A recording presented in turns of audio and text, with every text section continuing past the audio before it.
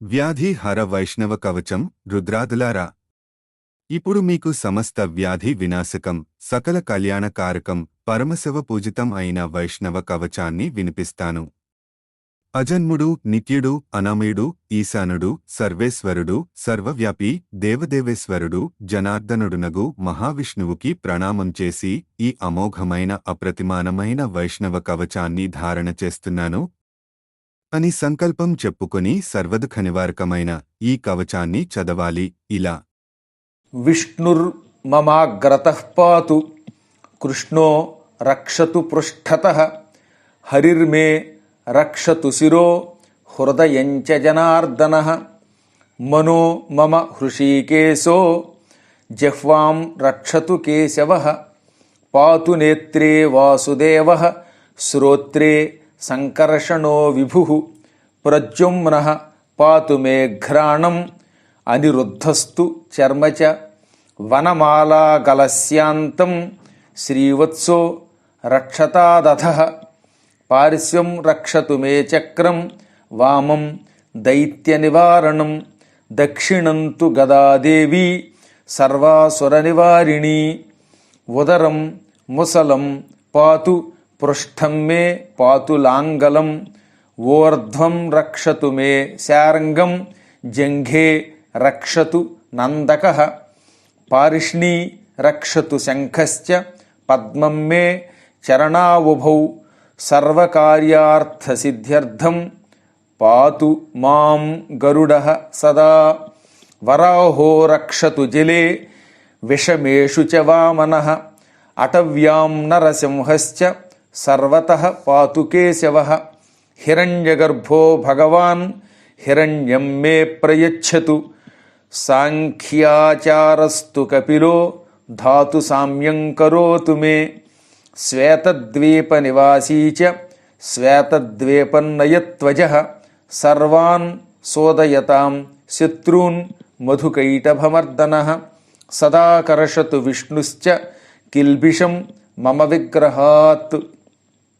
హంసో మత్స్యః తథా కూర్మః పాతు మాం సర్వతో దిశం, త్రివిక్రమస్తు మే దేవః సర్వపాపాని కృంతతు, తథా నారాయణో దేవో బుద్ధిం పాలయతాం మమ, శేషో మే నిర్మలం జ్ఞానం కరోత్వజ్ఞాననాశనం, బడవాముఖో నాశయతాం కల్మషం యత్కృతం మయా, పద్భ్యాం దదాతు పరమం సుఖం మూర్ధ్ని మమ ప్రభుః, దత్తాత్రేయః ప్రకురుతాం సపుత్ర పశుబాంధవం, సర్వానరీన్ నాశయతు రామః పరశునా మమ, రక్షోఘ్నస్తు దాశరథిః పాతు నిత్యం మహాభుజః, శత్రూన్ హలేన మే హన్యాద్ రామో యాదవనందనః, ప్రలంబకేసి చాణూరపోతనా కంస నాశనః, కృష్ణస్య యో బాలభావః సమే కామాన్ ప్రయచ్చతు, అంధకారతమోఘోరం పురుషం కృష్ణపింగళం, పశ్యామి భయసంత్రస్తః పాశహస్తమివాంతకం, తతోహం పుండరీకాక్షమచ్యుతం శరణం గతః,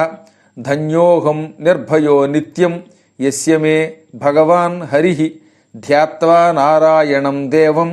సర్వోపద్రవనాశనం, వైష్ణవం కవచం బద్ధ్వా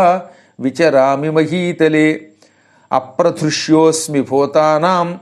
సర్వదేవమయోహ్యహం, స్మరణాద్దేవదేవస్య విష్ణోరమిత తేజసః. శివాదులారా,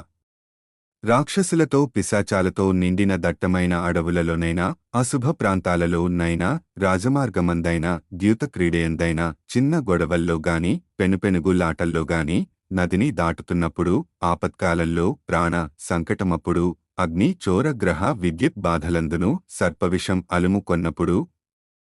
విఘ్న రోగ పీడలలో, ఇతరితర భయంకర పరిస్థితుల్లో ఈ వైష్ణవ కవచ స్తోత్రాన్ని భక్తిగా చదివిన వారికి ఆయా బాధల నుండి విముక్తి కలుగుతుంది. నిత్యం చదివే వారికి ఆ బాధలే కలుగవు. ఇది మంత్రరూపి కూడా. అధ్యాయం 194.